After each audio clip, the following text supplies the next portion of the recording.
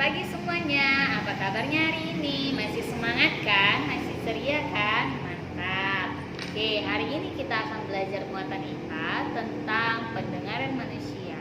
Tujuan dari pembelajaran kita hari ini adalah agar kalian dapat memahami fungsi dari bagian-bagian telinga serta cara kerjanya. Oke, sebelum Ibu mulai pembelajaran hari ini, Ibu akan mengulang sedikit tentang pembelajaran sebelumnya. Siapa yang ingat bunyi dihasilkan oleh benda yang bagaimana? Iya, benar. Bunyi dihasilkan oleh benda yang bergetar. Maka semua benda yang dapat menghasilkan bunyi itu disebut sumber bunyi. Nah, sekarang kita akan membahas tentang telinga. Nah, siapa yang tahu apa itu fungsi telinga? Iya, benar ya. Telinga ini berfungsi untuk alat pendengaran manusia. Nah, selain sebagai alat pendengaran, siapa yang tahu apa fungsi lain dari telinga ini? Iya, benar. Fungsi lain dari telinga adalah sebagai alat keseimbangan tubuh. Jadi ingat ya, ada dua fungsi dari telinga. Yang pertama itu sebagai alat pendengaran, yang kedua itu sebagai alat keseimbangan tubuh. Nah, sekarang Ibu akan menjelaskan bagian-bagian dari telinga.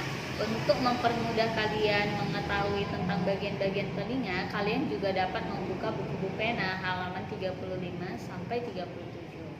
Nah, telinga itu terbagi atas 3 bagian. Yang pertama itu bagian luar, yang kedua itu bagian tengah, yang ketiga itu bagian dalam. Oke, bagian luar itu ada 2, yaitu daun telinga, kemudian liang atau lubang telinga. Ya, ada 2. Kemudian telinga bagian tengah juga terbagi atas 2, yaitu gendang telinga, ini ya gendang telinga, dan tulang pendengaran.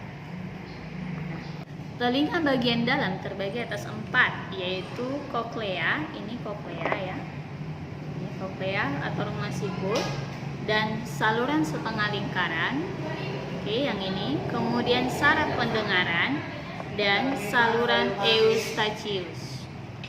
Sekarang kita akan membahas fungsi-fungsi dari bagian-bagian telinga. Nah, untuk daun telinga ini fungsinya adalah menangkap getaran. Sedangkan liang telinga adalah meneruskan getaran dari daun telinga ke gendang telinga. Fungsi dari gendang telinga ini adalah meneruskan getaran dari daun telinga ke tulang-tulang pendengaran. Kemarin. Setelah itu, tulang-tulang pendengaran akan meneruskan getaran ke koklea. Koklea ini kemudian akan meneruskan getaran tersebut ke saraf-saraf pendengaran. Lalu dari saraf-saraf pendengaran ini akan diteruskan ke otak dan otak akan menerjemahkan bunyi tersebut. Nah, kemudian apa fungsi dari saluran setengah lingkaran ini? Ada yang sudah tahu? Ya, benar. Saluran setengah lingkaran inilah yang berfungsi sebagai alat keseimbangan. Nah, bagaimana dengan saluran eustachius? Adakah yang sudah tahu? Iya, benar. Mantap ya. Saluran eustachius ini berfungsi untuk menghubungkan telinga bagian tengah ke faring. Ya. Oke, berikutnya kita akan membahas tentang proses mendengar bunyi. Bagaimana proses mendengar bunyi?